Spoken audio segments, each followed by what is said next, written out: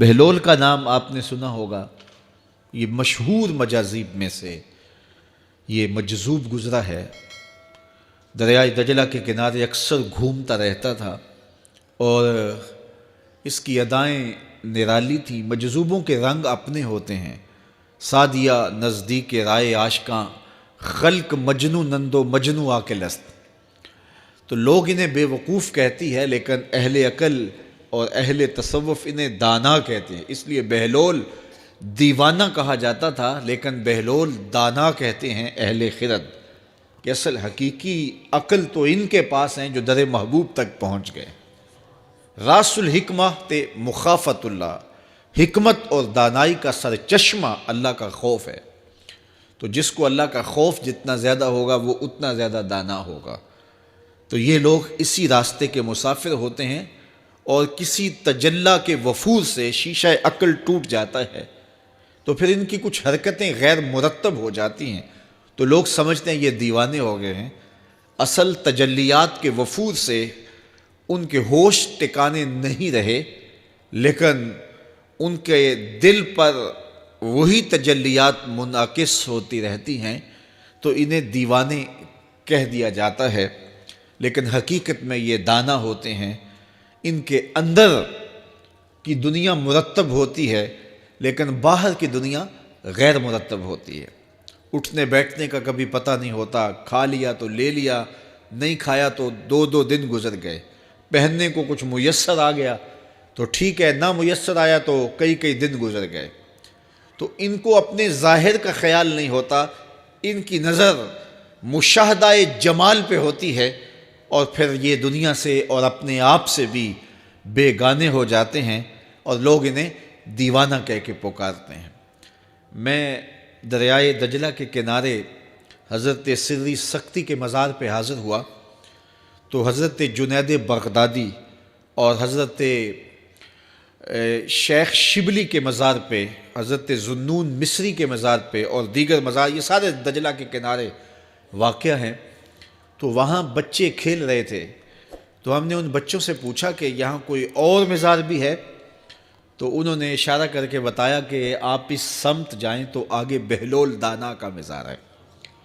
تو شوق تھا تو ہم وہاں گئے، تو بہلول دانا کا مزار تھا، باہر لگا ہوا تھا بورڈ، تو شکستہ سا مزار تھا، ہم اندر داخل ہو گئے۔ تو میں نے بہلول دانا کی قبر دیکھی کہ اس کی قبر کے اوپر جو غلاف پڑا ہوا تھا وہ بھی آدھا تھا اور پھٹا ہوا تھا۔ میں نے کہا فقیروں کی جو علامتیں ہوتی ہیں وہ مرنے کے بعد بھی پائی جاتی ہیں۔ آج بھی مجذوبیت کا رنگ اس کی قبر پہ نمایاں ہے، اور میں نے دوستوں کو کہا جو میرے ساتھ تھے، میں نے کہا دیکھو کو جو ہوتے ہیں نا مجذوب، بعض کا کپڑے بھی واجبی ہوتے ہیں ان کے اوپر، تو یہ دیکھیے کہ اس کا غلاف بھی جو ہے وہ آدھا ہے، اور وہ بھی جگہ جگہ سے پھٹا ہوا ہے۔ تو اس کی قبر بھی اس کے جذب کی کہانی سنا رہی ہے۔ تو یہ دریائے دجلہ کے کنارے گھومتا تھا، اور لوگ اس سے ملتے تو جو اس کی زبان سے نکلتا وہ پورا ہو جاتا۔ تو ایک دن دریائے دجلہ کے کنارے یہ گھوم رہا تھا کہ ہارون رشید اپنے مکان کی، اپنے محل کی چھت پہ ٹہلتے ٹہلتے بہلول کو دیکھتا ہے، تو خادموں کو کہا کہ ذرا اسے میرے پاس حاضر کرو۔ شاہی حکم نامہ تھا، جو چھت کے اوپر خادم تھے انہوں نے اوپر سے ڈولی پھینکی اور نیچے والوں کو اشارہ دیا، انہوں نے بہلول کو پکڑا اور ڈولی میں رکھ دیا، اوپر والوں نے رسیاں کھینچ لی۔ 2 لمحوں کے بعد بہلول بادشاہ کے سامنے تھا۔ تو بادشاہ نے بہلول سے کہا کہ بہلول ایک بات تو بتاؤ، کہا پوچھئے، کہا آپ خدا تک کیسے پہنچے ہو؟ تو بہلول نے مسکرا کے کہا جیسے آپ تک پہنچا ہوں۔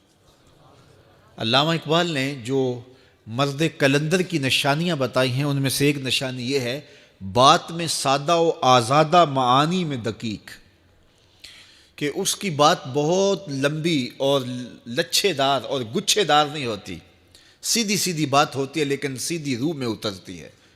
مختصر اور جامع کلام کا حامل ہوتا ہے اللہ کا بندہ۔ تو کہا کہ بادشاہ جیسے آپ تک پہنچا ہو۔ تو بادشاہ کا تو خیال تھا کہ کوئی بڑی باریک بینی سے کوئی فلسفہ بتائے گا، لیکن یہ 2 لفظوں میں اس نے کہہ دیا جیسے آپ تک پہنچا۔ بادشاہ نے کہا میں نہیں سمجھا۔ کہا بات تو سادہ سی ہے، تیری عقل میں نہ آئے تو میں کیا کر سکتا ہوں؟ کہا حضرت آپ سمجھا دیجئے۔ تو بہلول نے کہا کہ حضرت میں خود آنا چاہتا تو دیوان خانے میں جاتا، درخواست لکھ کے لے جاتا، پھر جمع ہوتی، پھر کئی واسطوں سے ہوتے ہوئے آپ تک پہنچتی، آپ پھر مجھے وقت دیتے ملاقات کا 6 ماہ بعد، سال بعد۔ اس وقت پہ میں تیار ہو کے ملاقات کرنے آتا، آپ کے کوئی شاہی مہمان آ جاتے تو پھر ملاقات منسوخ ہو جاتی، پھر بھی آپ کی مرضی ملاقات ہوتی نہ ہوتی، میں چاہتا تو مہینے سال لگ جاتے، لیکن ملاقات پھر بھی آپ کی مرضی پہ، اور جب آپ نے چاہا ہے تو 2 گھڑیاں بھی نہیں لگی۔ تو کہا بندہ چاہے تو کروڑوں سال بھی بیت جائیں، اس کے قرب کی کوئی انتہا نہیں ہے، لیکن جب وہ چاہے تو 2 گھڑیاں بھی نہیں لگتی۔ مانا کہ محبت کے سفر میں ہر گام پہ 100 مشکل ہے، لیکن یہ سفر آسان بھی ہے اگر ساتھ تمہارا ہو جائے۔ تو کہا کہ قل ان کنتم تحبون اللہ فاتبعونی یحببکم اللہ، کہ اگر تم اللہ سے محبت کرتے ہو تو آسان طریقہ تمہیں بتا دیتے ہیں، میرے محبوب کی چوکھٹ پہ آ جاؤ، اللہ اکبر، جس کو تم ڈھونڈنے نکلے تھے وہ تمہیں وہاں مل جائے گا، اور تم اس سے محبت کا دعویٰ رکھتے تھے وہ تم سے محبت کا دعویٰ کرے گا، اور پھر جب تم اس کے محبوب ہو جاؤ گے تو پھر جو تم کہو گے وہ کیوں نہیں ہوگا، کیونکہ محبوبوں کی تو بات مانی جاتی ہے نا۔ یہ نظام الدین اولیاء علیہ رحمہ کو محبوب الہی کہتے ہیں نا، ان کا واقعہ بھی علماء نے یہ لکھا ہے، صوفیاء نے، کہ ان کے شیخ حضرت بابا فرید الدین گنج شکر رحمۃ اللہ تعالی علیہ ایک دن موج میں آ گئے اور کہا کہ نظام الدین محب بنو گے یا محبوب بنو گے؟ تو یہ بڑی خدمت کرتے تھے اپنی شیخ کی، تو کہا کہ محب بنو گے یا محبوب؟ تو کہا حضرت اگر اجازت ہو تو اپنی ماں کو نہ پوچھاؤں۔ اللہ اکبر، ان لوگوں کی مائیں بھی تو صاحب حال ہوا کرتی تھیں۔ تو کہا کہ اگر اجازت ہو تو اپنی ماں کو نہ پوچھاؤں کہ محب بننا ہے یا محبوب بننا ہے؟ کہا جاؤ تمہیں اجازت ہے۔ تو گھر کی طرف روانہ ہوئے، 1 دن کا سفر کیا، راستے میں ایک فقیر تھا مجذوب، جو راستے میں بیٹھا تھا، حالت اس کی عجیب سی تھی، تو یہ سلام کر کے گزرنے لگے تو وہ مسکرا کے بولا محب بنو گے یا محبوب؟ تو حیرت زدہ ہو گئے کہ اسے کیسے پتہ چل گیا، یہ تو میرے شیخ کا اور میرا راز ہے۔ تو رک گئے، کہا کہ حضرت اگر آپ بتا دیں تو بہت اچھا ہو۔ کہا نہیں نہیں، ماں سے پوچھو، جو وہ بتائے گی وہی بن جانا، اور اگر ماں نے نہ بتایا تو کل آ جانا، اسی وقت یہاں ملاقات ہوگی، پھر میں بتا دوں گا۔ خیر چلے، رات کو پہنچے، والدہ کی خدمت میں سلام پیش کیا، پاؤں دبائے اور کہا کہ شیخ موج میں آ گئے اور کہا محب بنو گے محبوب بنو گے؟ تو میں نے کہا ماں سے پوچھ لوں۔ تو میں اماں جی آپ سے پوچھنے آیا ہوں، راستے میں یہ واقعہ بھی ہوا۔ تو ماں نے کہا کہ بیٹے تم صبح ناشتہ کر کے پلٹ جانا، اور وہ جو راستے میں تیرے دل کی بات بوجھ گیا وہ کوئی صاحب حال تھا، وہ تمہیں صحیح بتا سکے گا کہ محب بننا کہ محبوب بننا۔ خیر یہ صبح ناشتہ کر کے ماں کے پاؤں پکڑے، اجازت طلب کی اور واپس نکلے، اور وہاں جا کے دیکھا تو کوئی فقیر نہیں ہے۔ بڑے حیرت زدہ ہوئے، دائیں بائیں سے پوچھا کہ یہاں کل ایک بابا بیٹھا تھا۔ کہا وہ تو کل کے فوت ہو گیا۔ تو کہا اس کی قبر کہاں ہے؟ کہا قبر کس نے بنانی تھی اس کی؟ وہ گندگی کے ڈھیر پہ لوگوں نے پھینک دیا۔ دل میں بڑے حیرت زدہ ہوئے، اتنا باکمال تھا، لیکن اپنی حالت یہ، خیر وہاں چلے گئے اور جا کے کھڑے ہو کے پوچھنے لگے بندہ خدا دل کی باتیں بوجھتا تھا اور میرے ساتھ وعدہ کیا تھا کہ اگر ماں نے نہ بتایا تو کل آنا، اور اپنا پتہ ہی نہیں تھا کہ کیا ہونے والا ہے۔ یہ بات کہی تو بابا اٹھ کے بیٹھ گیا۔ عرش فرش تے بانگا ملیاں تے مکے پہ گیا شور، بلے شاہ سا مرنا ناہی تے گور پیا کوئی ہور۔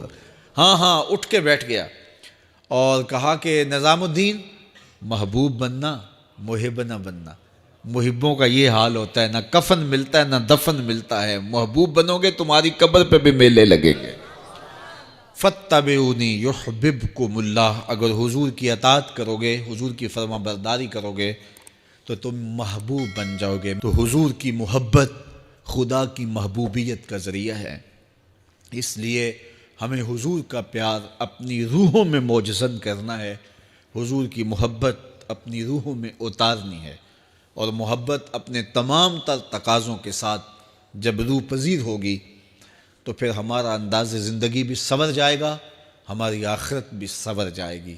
محبت کے من جملہ تقاضوں میں سے سب سے بڑا تقاضا محبوب کی اطاعت ہے، کہ بندہ جس سے پیار کرتا ہے اس کی بات مانتا ہے۔ یہ ہے دعوی محبت کا ثبوت، اس کی دلیل۔